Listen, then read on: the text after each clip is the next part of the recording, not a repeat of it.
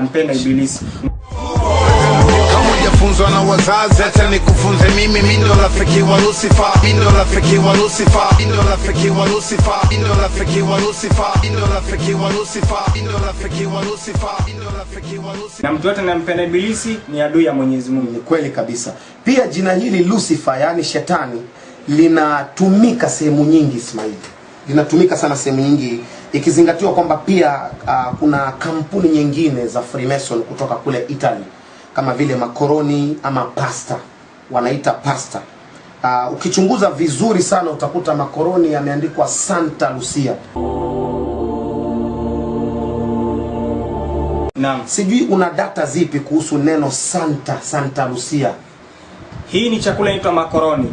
Neno hili Santa Lucia, Santa na neno Satan, herufi wamefanya kitu kinaitwa interchange. Ndio. Kama ni SANTA na Satan ni SATAN, wamezinterchange ili wewe mtazamaji au mwenye kununua ile bidhaa usije ukajua. Lakini unaposema Santa Lucia umesema Satan Lucifer, kwa sababu Lucia ni ufupi wa Lucifer. Lucifer ni shetani, Santa ni shetani. Kwa hivyo unaposema Santa Lucia umesema Satan Lucifer. Lakini watu wengi hawajui. Kwa nini wakakuwekea Santa badala Satan? Kwa sababu wewe Suleiman Mazingi ungeenda dukani ukute chakula imeandikwa Satan Lucifer, ungenunua? Siwezi nunua. Kwa sababu imeandikwa hata familia yangu sisi sikubali wale. Kwa sababu Satan ni ibilisi. Ni ibilisi. Lakini kwa nini wamekuwekea Santa? Ili usigundue, ili uweze kununua bidhaa zao. Na jambo la pili, Sheikh Ismaili, hapo kwa Santa, kuna sikukuu ya Christmas ambayo najua iko karibu hivi sasa, pengine ni leo, ni kesho na siku za karibu. Kuna jamaa mmoja anaitwa Father Christmas. Jina lingine, na tunaona jina lingine hilo lotaja la Santa tena linatumika hapa, anaitwa Santa Claus. Hebu vipi hapa huyu bwana, kwani mambo yake yakoje? Kwa nini akaitwa Santa Claus na tena ndio Father Christmas, yani baba wa Christmas? Na hii ni sikukuu ya dunia mzima, watu wote wanaijua. Kwa nini tena inahusishwa na Santa, na ufafanuzi ni huu? Santa Claus, kwa sababu gani akaitwa hivi? Ukitazama kwa kila msimu wa Krismasi, ukienda katika Nakumatt zote, Taskies zote au supermarket zote Afrika au nje ya Afrika au Asia au Europe au kwingineko, kunaletwa mfano wake yeye huyu jamaa. Tena ukiangalia katika picha nyingi utamwona amepiga hii sign ya ibilisi, yani anamtukuza ibilisi na kusema ndio Mungu wake. Na licha ya kuwa anafanya hivi, huwa amevaa mavazi ya rangi nyekundu. Na Mtume anasemaje kuhusiana na mavazi mekundu? Mavazi mekundu, mtazamaji, ni mavazi ambayo yanamkaribisha Dajjal. Naam. Kama hadithi Swahili ilivyosema kwamba Wayahudi 1072 ndio watakaribishwa na watamkaribisha Dajjal, na watakuwa wamevaa mavazi ya rangi nyekundu na watamtandikia Dajjal kapeti nyekundu. Naam. Na ndio maana leo utawala wa dunia mzima ni wa kumkaribisha mheshimiwa Dajjal. Hakuna rais yoyote wa dunia ambaye anakaribishwa na kapeti ya rangi nyingine Ismaili, isipokuwa ni nyekundu.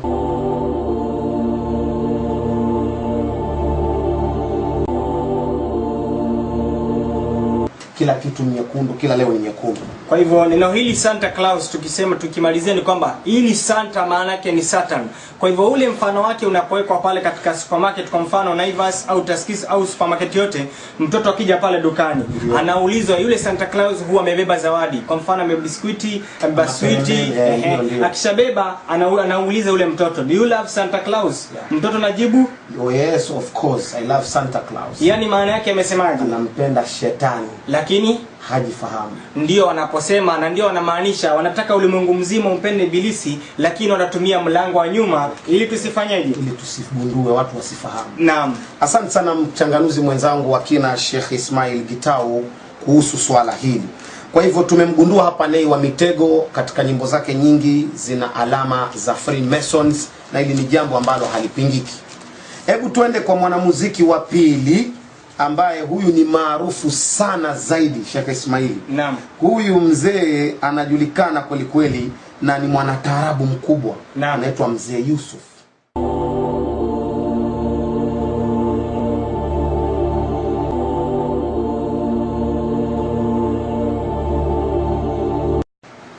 Mzee Yusufu, huyu mzee katika nyimbo zake anaonesha mambo mengi. Hebu Sheikh Ismaili tujuze kidogo kuhusu Mzee Yusuf. Mzee Yusuf ni nani hasa, alafu ni nini anafanya? Mzee Yusuf huyu ni mzee kutoka katika nchi ya Tanzania. Ndio. Ni mwanataarabu. Ndio. Ukiangalia katika nyimbo zake nyingi anaonyesha alama za Freemason. Ndio. Na kwa mfano tutachukulia wimbo huu mmoja wake unafahamika kama Daktari wa Mapenzi. Kwanza wimbo wenyewe ukiutazama vizuri unapoona anaanza kuimba akiwa amekaa sehemu kuna pyramid. Ndio. Kisha baada ya kuwa anaimba akiwa karibu na ama akiwa amekalia ile amesimamia ile pyramid, tena anatoka hiyo sehemu anakwenda sehemu nyingine, unaona amesimamia obelistic. Yani obelistic ule mnara ibilisi huko nyuma yake.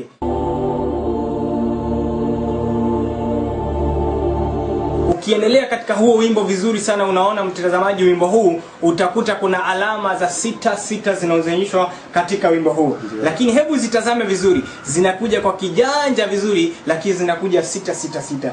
Mashallah, ni mtabibu hodari wa kuyatibu mapenzi.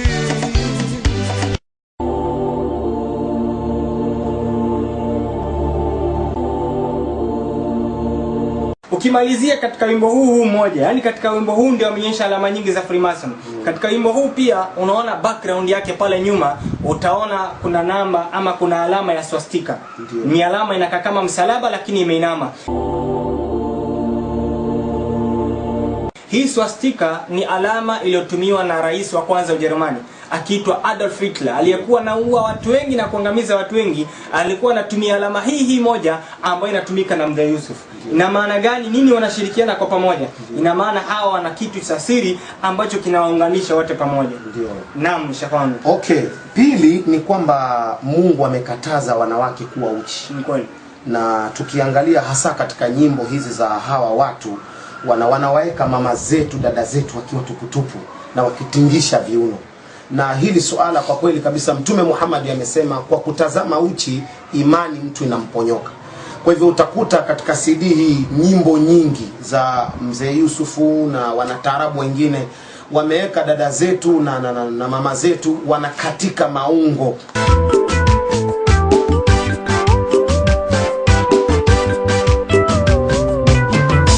Mpaka imefika mahala wasio Waislamu sasa wanachukulia taarabu ni muziki wa Kiislamu, wameingiza katika dini. Swala hili wewe ungependa kulichangia vipi? Naam, swala hili ningetaka kulichangia kwamba msikilizaji na tusikiliza kama wewe sio Muislamu, usije ukafikiri kwamba taarabu ni nyimbo za Kiislamu. Waislamu wanakatazwa kuimba hizi nyimbo. Hebu ukiangalia vizuri, taarabu zimekuja kuwavua wanawake wa Kiislamu na wa Kikristo nguo. Hebu ukitazama katika wimbo huu mmoja ambao unaona kwenye screen, hebu angalia vile wanawake wako uchi. Ndio. Ina maana gani? Hiyo ni ibada ya kumfurahisha ibilisi.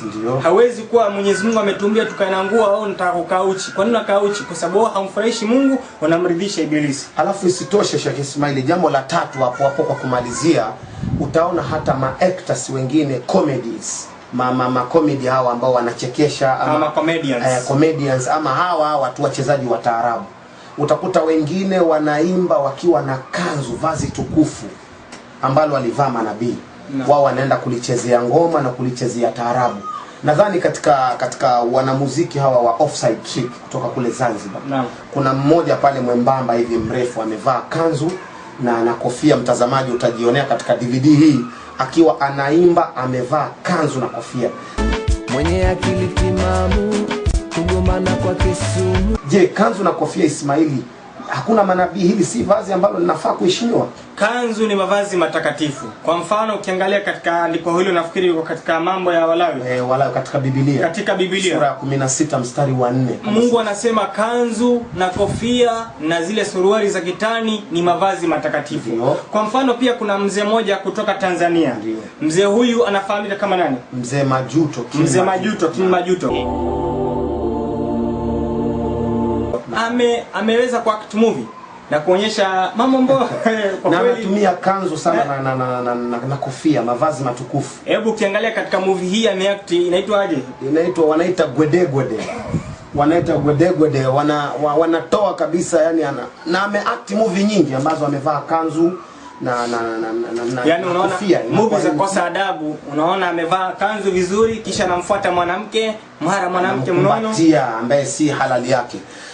Ndugu zangu watazamaji, ni kwamba kwa kweli kabisa hii ni kukosea adabu mavazi matakatifu. Mwenyezi Mungu Subhanahu wa Ta'ala amesema katika Qur'ani sura 7 mstari wa 26 wazi ya kwamba Mwenyezi Mungu ameteremsha mavazi ya kuficha uchi zetu, mavazi ya mapambo, na kuna mavazi ya uchamungu. Tena Allah akasema ndio bora. Mavazi ya uchamungu pia ni kanzu na kofia. Haya ni mavazi matukufu. Leo yanakosewa adabu, yanakosewa heshima, watu wanachezea ngoma, mpaka wale ambao si Waislamu wanadhani kwamba taarabu ni ngoma za Kiislamu. Sasa wanaingiza uchafu katika dini ya Kiislamu ambao Mwenyezi Mungu Subhanahu wa Ta'ala hakukubali. Kwa hivyo tunawaambia wanamuziki ambao mnacheza muziki,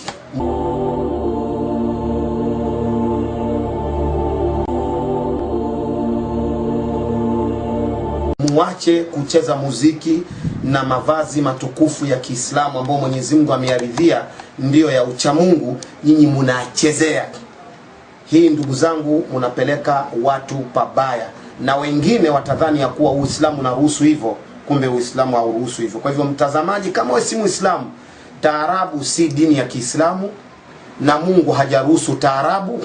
Tatu, msiseme kwamba Uislamu taarabu hizo ndo nyimbo za dini. Hakuna nyimbo katika dini. Na pia tukiendelea kuzungumzia hawa Offside Trick, naam, wametoa ngoma nyingi za kukufurisha watu. Kwa mfano kuna wimbo moja inaitwa Ahmada. Ndio. Nafikiri utatujuza mawili matatu kuhusiana na wimbo. Naam, Ahmada, wanasema Ahmada umelewa, na wanamkusudia ule jamaa yule ambaye ana act kwamba amelewa. Haitwa John Walker.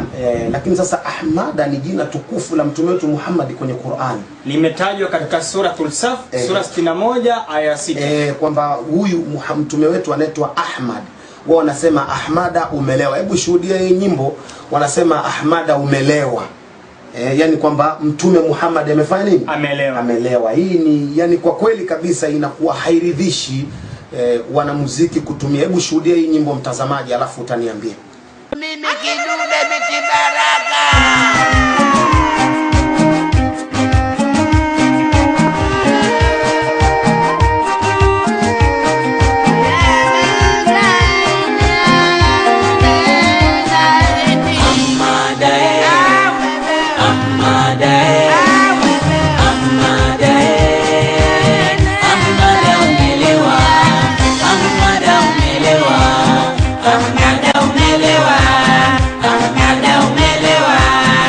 Kisha tukiendelea na Mzee Yusuf, pale kwa Mzee Yusuf tukimalizia na habari zake.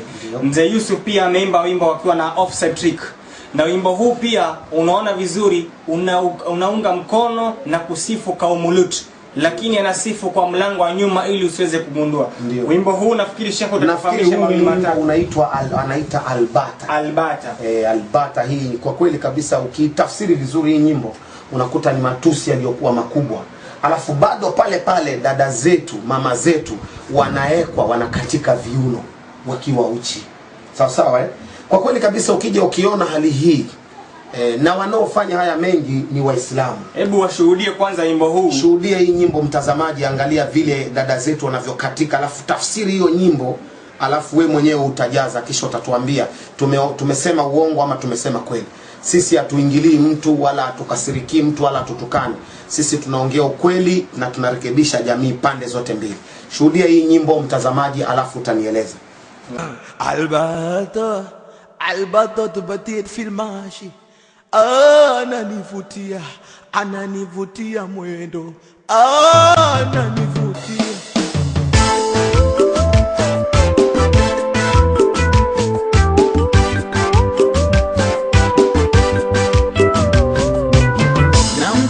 Bata wako yule wa rangi nyeusi. Mwanamuziki mwingine ambaye tunahitaji kumzungumzia hapa, ndugu mtazamaji, huyu sasa ni Mkenya Ismaili. Mwanamuziki huyu kwa kweli jina lake kamili anaitwa Henry Ochieng. Amezaliwa 1987 na alisoma shule ya msingi kule Kibera, Nairobi, na jina ambalo ndo analitumia sasa kwenye jukwaa anajiita Octopizzo.